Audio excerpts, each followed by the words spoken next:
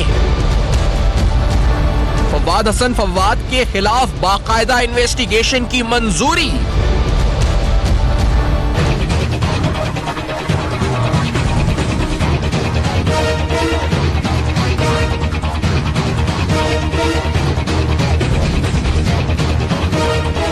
फवाद हसन फवाद कीमती असासों के जराए बताने से कासिर। Mobile health unit, CNG license, Ashiana housing, संगीन इल्जामात। अस्सलाम वालेकुम। पस पर्दा हकायक सनसनीखेज इंकशाफात प्रोग्राम बेनकाब में हूं आपके साथ सैफान खान। और इंतहाई अहम केस है ये फवाद हसन फवाद का, और बासर तरीन ब्यूरोक्रेट आप कहें, बल्कि ये लफ्ज भी इस वक्त सही नहीं होगा, क्योंकि जो पिछली रूलिंग फैमिली थी उनके अपने अहले खाना कैप्टन सफदर पार्लियामेंट में शिकायत करते हुए नजर आते थे कि अगर उनको भी या उन तक भी पहुंचने के लिए रसाई उनकी मुमकिन नहीं होती थी। ये ऐसी शख्सियत थे इस वक्त साबका हुकूमत की, और बड़ी जल्दी इस वक्त उरूज पाया इन्होंने, बहुत जल्दी उस मुकाम पर या अपनी सीनियोरिटी। और बहुत से लोग तो ये कहते थे जी कि ये वो ब्यूरोक्रेट हैं जो अपना प्रमोशन भी अस खुद कर देते थे। और इसी तरह से एक नहीं बल्कि कई बार हमने ऐसा देखा जब हुक्मरान जमात के एमएनएज ये शिकायत करते हुए नजर आए कि इस शख्स से हमारा राब्ता किस तरह हो, हम किस तरह बात करें, किस तरह अपनी कंप्लेन इस तक पहुंचाएं, क्योंकि ये सुनते नहीं है जी किसी की। और तमाम मामलात कहा जाता है जी कि इनके हाथ में थे। नवाज शरीफ साहब की जो पूरी गवर्नेंस थी, पूरा जो सेटअप था, पूरी रिजीम थी, उसकी तमाम बागदौड़ जो थी जिन हाथों में थी, जिन कंधों पर थी, वो ये थे इस वक्त फवाद हसन फवाद साहब। अब बड़े अहम केसेस हैं इस वक्त। आज कुछ देर कबल नैब की रीजनल बोर्ड मीटिंग का इजलास हुआ लाहौर में, जिस मीटिंग के बाद इस रीजनल बोर्ड के इजलास में यह फैसला हुआ है कि एक इन्वेस्टिगेशन की बाकायदा मंजूरी होगी फवाद हसन फवाद के खिलाफ। मैं डिटेल्स में आगे आऊंगा, लेकिन यह बताता चलूं आपको कि इन्वेस्टिगेशन का स्टेज इंक्वायरी के स्टेज के बाद आता है और इसके बाद रेफरेंस का स्टेज आता है। तो इट मींस कि जो सेकंड स्टेज है इस मामले का, नैब के लिहाज से, नैब के कवानीन और नैब का जो प्रोटोकॉल है उस हिसाब से ये मामला उधर पहुंच चुका है इन्वेस्टिगेशन के स्टेज में अगेंस्ट फवाद हसन फवाद, जो कि साबिक प्रिंसिपल सेक्रेटरी है to the prime minister of Pakistan, और सब करता धरता तमाम बागडोर संभालने वाले इस मुल्क की इनके हाथ में थी। अब इनके नेक्सस थे, क्या थे, क्योंकि मैं और हमारी जो कोशिश होती है बेनकाब में कि जब हम बात करें तो हम डॉक्यूमेंट से बात करें, फैक्ट्स पे बात करें। तो आज भी आपके सामने अगर हम हेयर से नहीं बल्कि फैक्ट्स एंड डॉक्यूमेंट से बात करते हैं, और हमने जो डॉक्यूमेंट्स, क्योंकि जो नैब ने रिमांड हासिल करने के लिए कोर्ट को तफसीलात बताई हैं ज़ेर समाअत मुकदमा है, हम उस मुकदमे में नहीं जाएंगे, उसकी समाअत पे नहीं जाएंगे, लेकिन वो डिटेल्स क्या है वो बड़ी हैरान कुन है, जिसे देखकर इस पर जो आप चौंक जाएंगे, सुनकर चौंक जाएंगे। क्योंकि इन डिटेल्स में अगर हम एसेट से शुरू करते हैं, और एसेट बियॉन्ड मीन्स यानी आमदन से जायद असासे बनाए जिसकी वो जस्टिफिकेशन फराहम नहीं कर पा रहे अभी तक, और ये कितने हैं जरा ये सुनते हैं। क्योंकि जो इसका पहला पेज है इसमें कहा गया जी कि during investigation it was revealed that accused Fawad Hasan Fawad has acquired assets disproportionate to his known sources of income to the tune of rupees 700 million rupees, 70 crore रुपए, और ये इन्होंने डिस्प्रोपोर्शनेट किए हैं इस वक्त, यानी ये अपने असासे जो है इस वक्त ये नाजायज है, इसकी इस वक्त कोई आमदन के जराए फराम नहीं कर सके। और इसे बड़ी इंपॉर्टेंट बात आगे ये लिखी हुई है कि in this regard and the under process and the relevant record and persons are being called upon to record their statements in order to conclude the case, or these 700 million assets are unexplained so far, unexplained। इसी कोई explanation Fawad Hasan Fawad नहीं दे सके हैं कि 70 करोड़ रुपए के असासे उनके पास किधर से आए। कोई फरिश्ता दे के चला गया, आप ब्यूरोक्रेट थे, आपकी तनख्वाह कितनी थी महाना, आपके पास 70 करोड़ के असासे किधर से आ गए। कोई खजाना आपको बरामद हो गया, कहीं आपने कहीं से इस वक्त खोदा था, किसी मुल्क की आपको कहीं से जायदाद में मिल गया, इनहेरिटेंस में मिल गया, कहां से 70 करोड़ रुपए के असासे आपके पास जनाब आए, इसका कोई जवाब नैब कहती है वो नहीं दे पा रहे। आगे बढ़ते हुए, क्योंकि इन्हीं असासों की फहरिस्त में आगे लिखा गया जी के high valuable assets including a 15 story commercial plaza located in Sadar cantt Rawalpindi having approximate value of over 5 billion rupees, 5 अरब रुपए का एक प्लाजा सदर कैंट रावलपिंडी में। इसके अलावा shares in Lahore motorway city Lahore and huge bank balances, और बैंक कितने हैं आप अंदाजा लगाएं, 14 bank accounts maintain in the name of the accused and his family members, अपने और अपने खानदान के नाम पर 14 बैंक अकाउंट्स रावलपिंडी में प्लाजा 5 अरब रुपए का। और किस किस अहल खाना के नाम पे अकाउंट, ये भी सुनते जाएं क्योंकि ये बड़ा इंटरेस्टिंग है, क्योंकि उनके भाई वकार हसन, उनकी अहलिया रुबाब हसन और उनकी भाभी sister in law Anjum Hasan, जिनके नाम पर ये असासे या बैंक अकाउंट्स इन्होंने मेंटेन किए हैं। अब इंटरेस्टिंगली अगर आप इस डिटेल में जाएं, क्योंकि बहुत से हमारे सहाफी बरादरी के भी लोग और बहुत से अच्छे बुरे सब लोग वो डिफेंड कर रहे हैं जी कि फवाद हसन फवाद का जो प्लाजा है रावलपिंडी में, हम उसकी पिक्चर्स भी आपको दिखा रहे हैं, फुटेजेस भी हमने हासिल किए हैं। ये प्लाजा दरअसल उन्होंने लोन से हासिल किया है। अब इसकी लॉजिक और जस्टिफिकेशन नैब की इन्वेस्टिगेशन के मुताबिक सुन लें, क्योंकि कहा गया जी कि ये 15 जो स्टोरी कमर्शियल प्लाजा है रावलपिंडी सदर कैंट में, इसके बारे में इसकी जस्टिफिकेशन कोई नहीं दे सके कि कहां से ये रकम आई है। और ये कहा गया जी कि मैंने इस प्लाजे के लिए 2.85 बिलियन यानी तकरीबन 3.25 अरब रुपए कर्जा बैंक से लिए, जिसके बाद ये प्लाजा बनाया। लेकिन नैब कहती है इस इन्वेस्टिगेशन में कि the evidence reveals that apart from the said bank account the accused through his wife spent an amount of rupees 400 million for land acquisition। 40 crore रुपए इनकी वाइफ ने इसके हवाले से दिए थे और ये लैंड एक्विजिशन उसके बाद हुई थी। ये प्लाजा की कीमत तकरीबन 5 अरब रुपए है और नैब की इन्वेस्टिगेशन कह रही है जी 70 करोड़ रुपए फवाद हसन फवाद के पास है, लेकिन फवाद ये नहीं बता सके कि ये कहां से पैसा आया है। ये बड़ा इंटरेस्टिंग इस वक्त सिनेरियो है, एक ब्यूरोक्रेट के पास 70 करोड़ रुपए कहां से आए, कहां से आते हैं, इस बात को मजीद इन्वेस्टिगेट करते हैं, मजीद जानते हैं, क्योंकि आज प्रोग्राम में बहुत कुछ आपको दिखाने और बताने को है।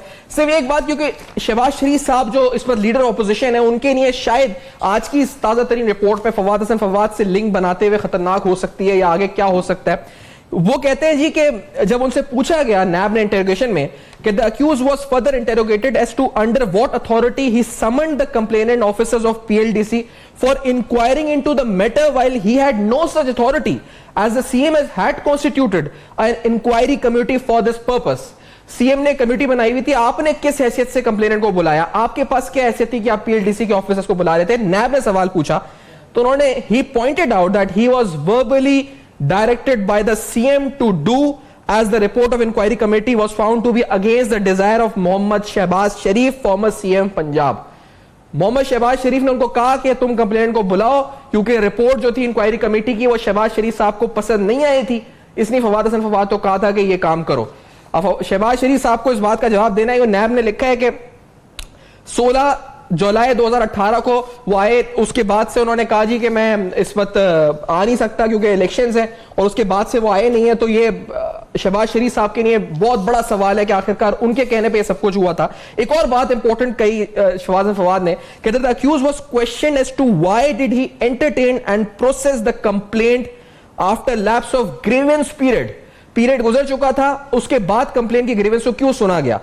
इन्होंने कहा जी he replied that it was done by the CM Punjab Mohammad Shehbaz Sharif. ये भी फवाद हसन फवाद ने कह दिया कि जी ये भी मुझे शहबाज शरीफ साहब ने कहा था करने को।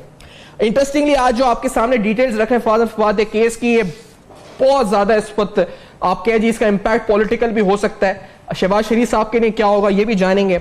और प्लाजा, ये जो bank accounts 14 bank accounts 15 story plaza, ये मेरे और आपके पैसों से बने गए, टैक्स पेयर मनी से, ये कहां से है 70 करोड़ रुपए इनके पास, जवाब क्यों नहीं दे पा रही है नैब को।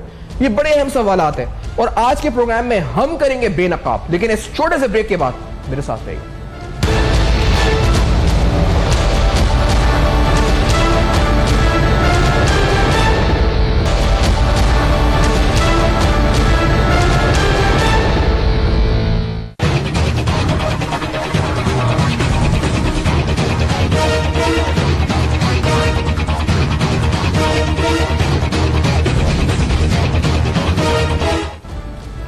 वेलकम बैक, आप देख रहे हैं बेनकाब। आपको एक ताजा तरीन रिपोर्ट दिखाई है फवाद हसन फवाद से मुतालिक नैब की।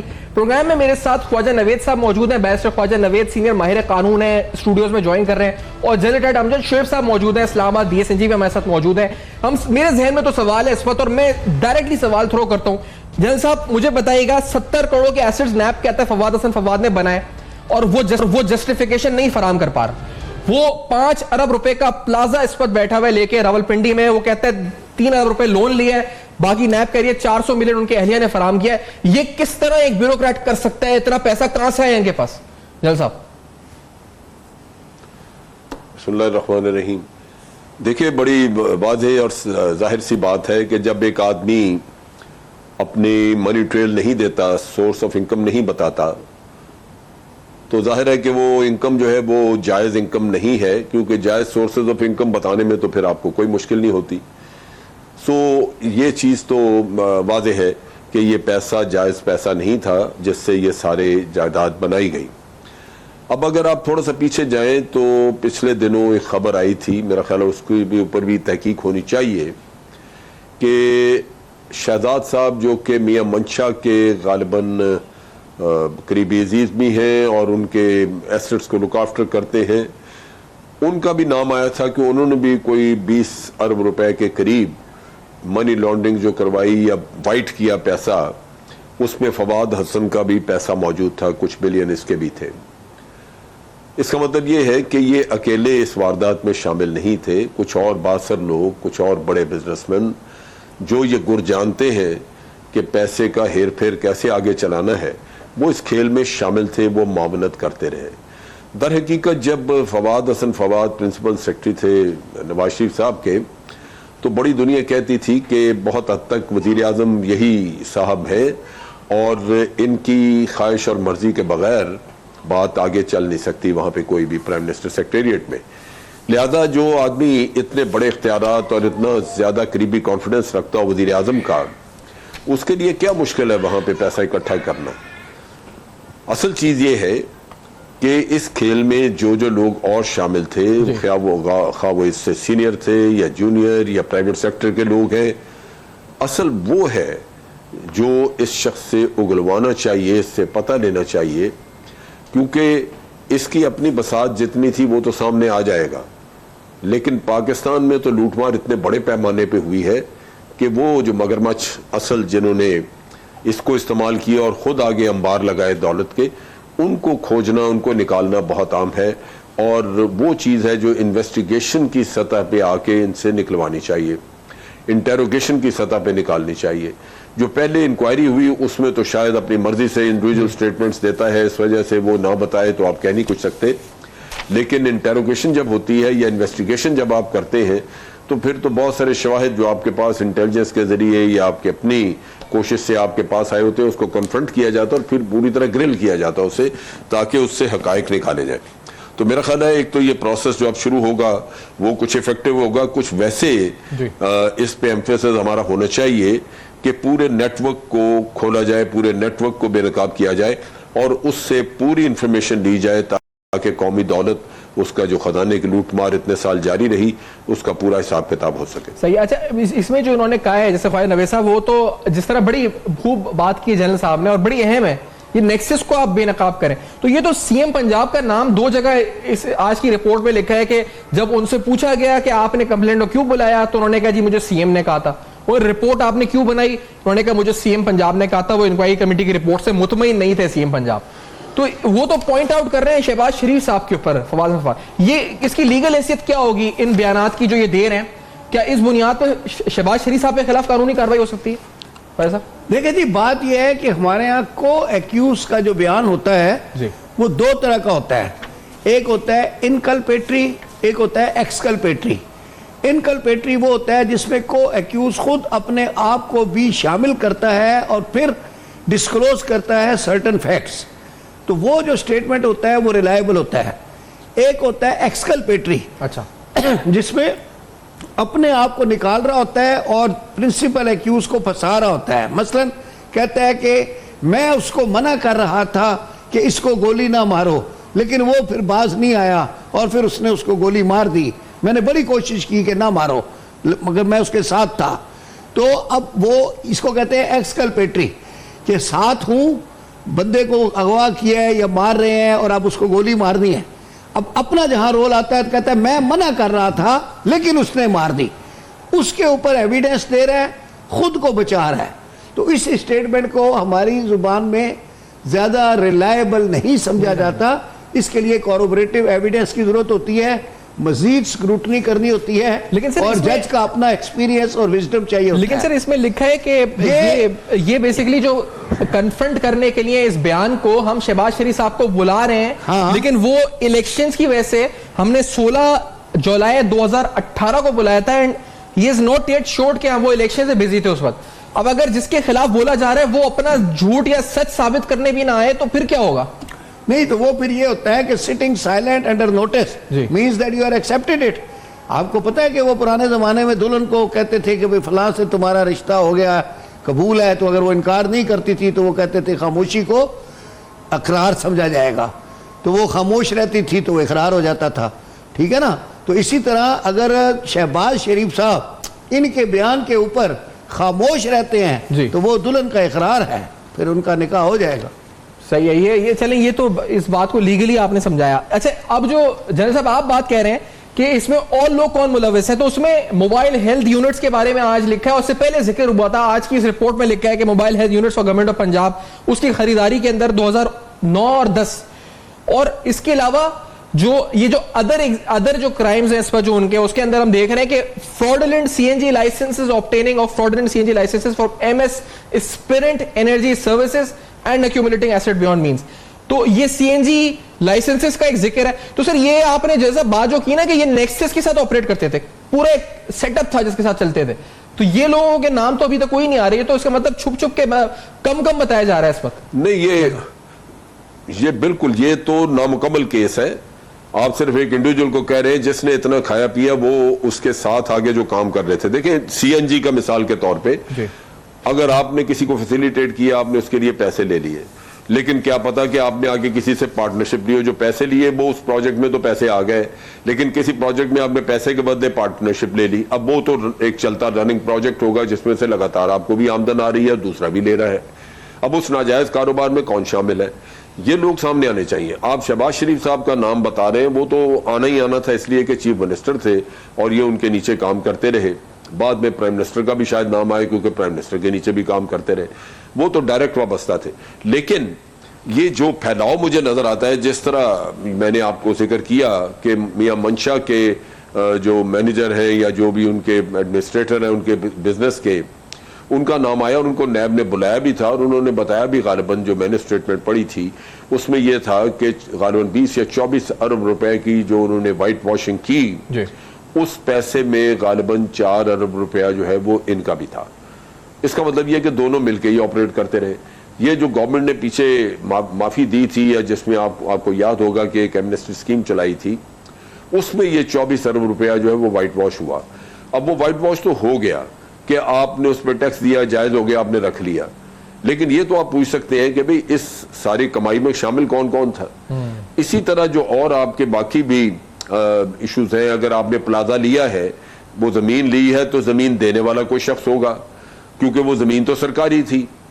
इसी तरह वो महकमे में कोई मुलव्वस होगा जिसने इनके नाम पे की, या फिर ये है कि बाद में नक्शे पास हुए और चीजें सारा कुछ हुई। कोई भी शख्स अकेले ऑपरेट नहीं कर रहा। हराम काम में, गलत कारियों में एक नेटवर्क होता है जो काम करता है, क्योंकि उसमें कई कानूनी मुशगाफियां, कई ऐसे मसाइल होते हैं जिनको आपने काउंटर करना है या जायज करवाना है। सही बात है। तो इस लिहाज से ये पार्टनरशिप पे काम चलते हैं, ये अकेले के बस की बात नहीं होती। फिर एक अकेला आदमी जो कि प्राइम मिनिस्टर के साथ इतनी मसरूफ जगह पे बैठा हो, जहां न रात का पता न दिन का पता, तो वो उसके पैसे के कारोबार वो खुद तो चला ही नहीं सकता। सो लाजमन आगे को फ्रंटमैन थे, कोई और लोग थे जो कर रहे थे और उनको पता होगा कि पूरा नेटवर्क क्या है।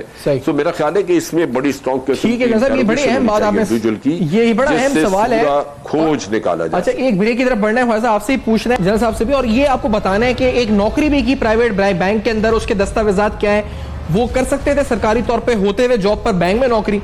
फिर उसके अलावा जी और कौन से विटनेसेस हैं अहम इस केस में जो नैब ने आइडेंटिफाई किए, जिनको नैब तलब करने लगा आगे, वो कौन होंगे इस अहम तरीन केस में, ये आपको बताएंगे फवाद हसन फवाद के एसेट्स के हवाले से दीगर तफसीलात इस ब्रेक के बाद बेनकाब मेरे साथ रहेगी।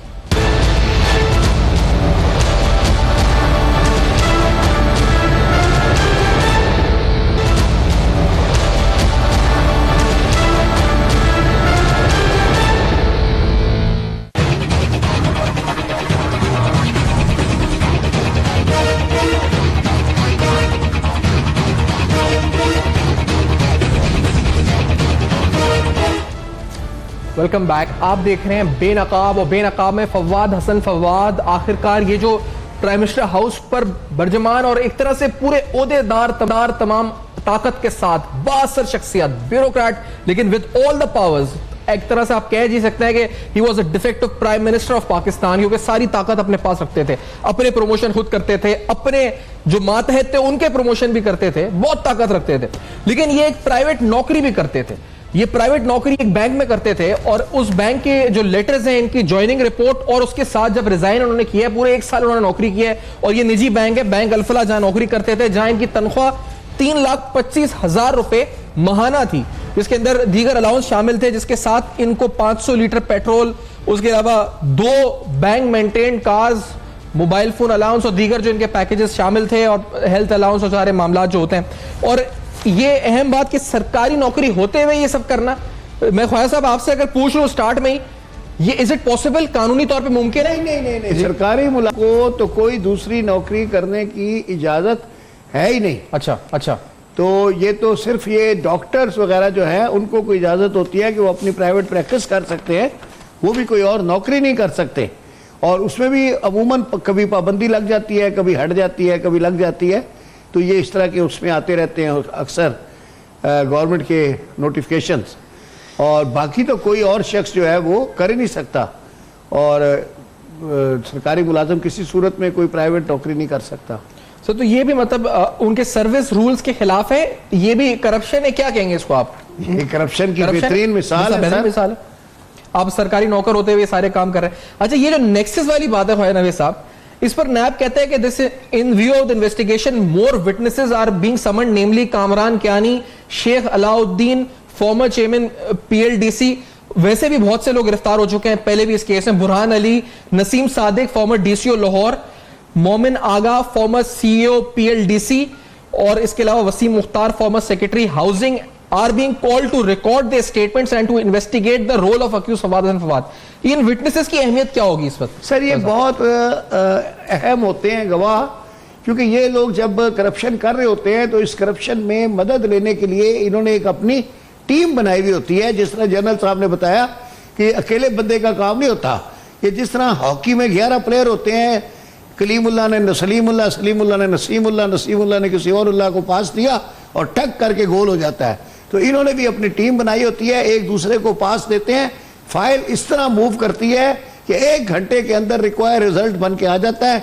समरियां, नोट, ये सब एक ही टेबल पे बन के लग रहे होते हैं, वो सारे एक टेबल के गिर्द बैठ जाते हैं। रात का टाइम होता है, कोई प्राइवेट बंगला होता है, दफ्तर नहीं होता। अच्छा। तो एक नोट लिखता है, फिर दूसरा समरी बनाता है, तीसरा पुटअप करता है, चौथा एक्सेप्ट करता है, 5वां चेक इशू करता है या कॉन्ट्रैक्ट इशू करता है। तो वो सारा टीम वर्क होता है। फिर ये जब पकड़े जाते हैं और छितरौल होती है, फिर सब एक दूसरे पर डालते हैं। वो कहता है उसने किया था, उसने किया था। 12 जिसके पकड़े जाते हैं ख्वाजा साहब सर, ये बाद में जो पकड़े जाते हैं, जब कर रहे होते हैं ये सब कुछ, और जब ये सारा नेक्सस काम कर रहा होता है, जब ये ओहदों पे रहते हुए एंजॉय कर रहे होते हैं सारी चीजों को, सारी ताकत को, उस वक्त क्यों नहीं कुछ होता है इनके ऊपर? सर ये लोग ना अपनी तरफ से फुल प्रूफ काम कर रहे होते हैं। कई दफा ये सारे काम करके उसके वो समझते हैं कि पूरा फाइल का पेट भर दिया है, अब इसमें कोई हो नहीं सकता, ऑब्जेक्शन नहीं है। असली काम भी ऐसा ही होना था जिस तरह से ये नकली हो रहा है या जाली हो रहा है। तो लिहाजा उसको इतना बना देते हैं कि इन्वेस्टिगेटर्स के लिए भी पकड़ना बड़ा मुश्किल हो जाता है। और यहाँ इन्वेस्टिगेटर भी बड़े एक्सपीरियंस चाहिए, वो भी कई दफा पिक एंड चूज कर देते हैं कि एक ही कागज के ऊपर 2 बंदों के साइन है। अच्छा। तो एक गवाह बन जाता है, दूसरा मुलजम बन जाता है। मेरी समझ में नहीं आता वो पिक एंड चूज कैसे करते हैं। मैंने स्टील मिल के केसेस देखे हैं बहुत सारे, एक कागज पर 3 बंदों के साइन है, एक मुलजम बना हुआ है, दूसरा गवाह बना हुआ है। तो ये भी जरा देखने वाली बात है। बहरहाल वो तो जज साहब देखेंगे, जो भी फैसला करेंगे। तो लेकिन ये जो IO है, जो पकड़ के लोगों को ला के रख देता है अंदर और वहीं पे रिहा कर देता है, तो वो भी जज बना हुआ होता है। तो जरा सा इसके ऊपर भी काफी गौर करने की जरूरत है। और बड़े अफसरान या जो भी लोग इसमें जिम्मेदार हैं, उनको देखना है कि IOs को भी ऐसे फ्री हैंड ना दें कि वो पिक एंड चूज करें, जिसको चाहे रिहा कर दे, जिसको चाहे फिट कर दे। अनफॉर्चुनेटली ख्वाजा साहब, मैं जो समझ रहा हूं ना, आज फवाद हसन फवाद जेर हिरासत हैं, उनके मामलात हमारे सामने आ रहे हैं और पूरे कागजात सामने आ रहे हैं। वो जो लोग जो इनसे फायदा उठाते थे वो वही मौजूद हैं, और वो अब शायद किसी और से फायदा उठा रहे होंगे। एक फवाद हसन फवाद की बजाय कोई और बैठा होगा उधर आगे जो उनको फायदा पहुंचा रहा होगा। तो Fawad Hasan Fawad is not the problem. ये जो जनरल साहब भी कह रहे हैं, आप भी कह रहे हैं, वो तो मौजूद है जो उनसे फायदा उठाते थे, जिनके जरिए मनी लॉन्ड्रिंग हुई, जिनके जरिए जो ये तो सिर्फ रास्ता थे ना जो करते थे, वो तो मौजूद है ताहल। ये आपकी बात बिल्कुल सही है, उनको बेनिफिशियरीज कहते हैं जी। तो अब ये है कि ये तो इन्वेस्टिगेटिंग ऑफिसर के ऊपर है कि करप्ट ऑफिसर्स को तो वो पकड़ ही रहे हैं जी। अगर इसके साथ साथ बेनिफिशियरीज को भी रगड़ दें तो ये प्रैक्टिस आइंदा के लिए कम हो जाएगी कि लोग चोर दरवाजे से कम वक्त में ज्यादा कमाना छोड़ देंगे। उन लोगों का सिर्फ कसूर ये है कि उन्होंने सीधे रास्ते की बजाय चोर दरवाजा अपना के और अपनी इन्वेस्टमेंट करके उसको कम वक्त में दुगना तिगना या चुगना किया जी। है। तो अब अगर उनके ऊपर भी कदगन आए तो आइंदा के लिए लोगों को यह समझ आएगी कि भाई सही तरीके से कमाओ, इस तरह कमाओगे तो अपना भी चला जाएगा, ठीक है ना। और इन्होंने ये जो कमाया होता है तो इसमें से बहुत हिस्सा ऑलरेडी इन करप्ट सरकारी अफसरान को दे चुके होते हैं। मिसाल के तौर पे अगर 50 लाख का प्रॉफिट हो रहा है नाजायज तो उसमें 25 लाख वो इन अफसरों में बांट चुके होते हैं, बाकी 25 उनको मिलता है। तो मैं तो खैर लाखों की बात कर रहा हूं, आजकल अरबों में बात चल रही है। अरबों में बात चल रही है। 5 अरब रुपए का प्लाजा है इस वक्त उनके एसेट्स की। आप अगर हम फाइल जो हमारे पास है समझ ही नहीं आता, अरब रुपया ऐसे हो गया है सर, मैं तो हैरान इस पर। उन्होंने कहा है नैपको के उसमें से 3.25 अरब रुपए उन्होंने कैलकुलेटर में सिफरे भी नहीं है वहां से। सर 3.25 अरब रुपए कर्जा लिया है उन्होंने। आपको बैंक दे सकता है 3 अरब रुपए कर्जा? हमें 300 रुपए नहीं देते, आप 3 अरब की बात कर रहे हैं। फाइनेंशियल क्रेडिबिलिटी देखता है ना बंदे की। खुला नहीं देते, वो शक्ल देखते हैं कि यार किधर से आया ये। जी जैन साहब, आपने ये प्लाजा देखा है इनका? शक से देखते हैं कि 5000 का नोट किधर से लाया। जी मैंने देखा ये प्लाजा। अगर खुला नहीं चले जाए 5 बिलियन रुपीस सदर में जीपीओ के करीब है। जी मैंने ये देखा है प्लाजा। जी सर। और बैंक कभी भी कर्जा नहीं देता जब तक कि आप उसके पास कोई कोलेटरल, कोई अपनी चीज प्लेज न करें जो कर्जे की रकम से कहीं ज्यादा रकम की हो। क्योंकि अगर जायदाद प्लेज करें तो उसमें अमूमन ये होता है कि बेचने के वक्त हो सकता है उसकी मार्केट जो है वो डाउन हो, आपको वो पैसे उतने मिल ना सके, लिहाजा वो अमूमन एक परसेंटेज देते हैं। अगर आपकी जायदाद एक वक्त के ऊपर 5 करोड़ की है तो 60% आपको कर्जा मिल सकेगा। अच्छा। तो उस लिहाज से ये बिलियंस की जो बात कर रहे हैं, इन्होंने क्या कोलेटरल रखी, क्या इन्होंने उसमें प्लेज की चीजें, वो बड़ी हैरान कुन सी बात है। और आप देखेंगे कि बैंक का स्टाफ इसमें मिला होगा। दूसरी बात यह है कि जो हम बात कर रहे हैं अल-फलाह, बैंक अल-फलाह में ये जॉब करते थे, तनख्वाह लेते थे। जॉब में तो ये एक लम्हा भी नहीं गए होंगे, ये घर बैठे रकम आती होगी। ये असल में करप्शन को एक आप यूं कह लीजिए कि गिलाफ पहना के जो आप करप्शन वसूल कर रहे हैं या आप रिश्वत के पैसे वसूल कर रहे हैं उसको एक अच्छा सा नाम दे के तो उस शक्ल में आप वसूल कर रहे हैं जैसे तनख्वाह उसको कहा जाए। पैसे तो वो करप्शन के हैं। मुझे 2 चीज़ों से बड़ा खतरा है और मैं समझता हूं कि ये केस जिसके बारे में हम इतनी बात कर रहे हैं, इतना कुछ सामने आ गया, अभी तक नैब ने किसी भी बड़े केस में किसी को सजा नहीं करवाई। एक केस जो मियां नवाज शरीफ का था वो भी तहकीकात जो थी वो जीआईटी ने की और उसका भी जब उस केस को लड़ने का वक्त आया तो नैब की परफॉर्मेंस बहुत ही कमजोर परफॉर्मेंस थी, जिससे लगता था कि नैब कंप्रोमाइज्ड है। लिहाजा इन हालात में नैब से कोई तवक्को करना मैं समझता हूं वो मुनासिब नहीं होगा। आप यूं देख लीजिए कि जब इमरान खान जब हुकूमत में आए तो वो उससे पहले कह रहे थे कि हम आते ही अदारों को ठीक करेंगे, तमाम वो अदारे जो हुकूमत के हैं मजबूत होने चाहिए तो हम उनको मजबूत करेंगे। उनमें सबसे इंपॉर्टेंट, सबसे अहम अदारे हैं आपके तहकीकाती अदारे या मालियाती अदारे। आप उसमें एफबीआर को देख लें, एफआईए को ले लें, इंटेलिजेंस ब्यूरो को ले लें, नैब को पकड़ लें, एससीसीपी देख लें। ये अदारे जब तक मजबूत ना हो और इनके ये ठोस शवाहिद आपको आगे प्रोवाइड ना करें तो फिर आप केसेस को लेके आगे चल नहीं सकते। तो ये तो काम हुआ नहीं, लिहाजा मुझे यहाँ पे बहुत तवक्को नहीं। दूसरा जो बहुत अहम जो मसला है वो है बेपनाह इखलाकी गिरावट इस कौम की। ये कौम मैं समझता हूं कि करप्शन के मामले में कुछ इतनी आदी हो गई है कि इसको बहुत सीरियसली लेती नहीं, बल्कि जानिसारी का इजहार करती है। जितना कोई बड़ा चोर है, जितना जिसने माल ज्यादा कमाया वो ज्यादा साहिब सरवत और साहिब हैसियत नजर आता है, वो ज्यादा तदब्बर उसका नजर आता है, उसको लोग इज्जत भी ज्यादा देते हैं। और ये कहा जाता है कि आपका पैसा लुटा, चोरी भी बजाय चोर से पैसा वसूल करने के उसको कहा जाता है कि तेरे जानिसार बेशुमार बेशुमार। और क्या किया जाए फिर उसका? या आप देख लें कि एक आदमी जिस पे 5 अरब रुपए की करप्शन का इल्जाम, जब वो वतन वापस आता है, भगौड़ा है, वतन वापस आता है तो आप उसको सोने का ताज पहनाते हैं, लोग जुलूस निकाल लेते हैं उसके साथ। ये जो माशरा है ये तो करप्ट लोगों के लिए जन्नत की जगह मुहैया करता है। बिल्कुल सही कह रहे हैं। जितना माशरा सपोर्ट कर रहा है करप्शन को, चोर की जितनी हमायत आपका माशरा कर रहा है, कोई उसमें नहीं कर सजा रहा। देना या आपका मेरा बहस करना ये बेमानी हो जाता है। साहब I agree with this point and लेकिन मुझे तो ये आपने वक्त की किल्लत है साहब, मुझे वाइंड अप पर कहा जा रहा है, तो ख्वाजा साहब का भी और जनरल जोशेफ साहब का बड़ी अहम मौजू पर आप दोनों ने बड़े अहम नुकात पेश किए हैं और हम आपके सामने रख रहे हैं इस वक्त। वो सारे फैक्ट्स एंड फिगर्स हैं। अब इसमें अहम बात जाते जाते ये कहना जरूरी है, क्योंकि जब इसमें रिपोर्ट में लिखा है कि हमने जब पूछा फवाद से कि 70 करोड़ रुपए कहां से आए, तो ही वॉज अनएबल टू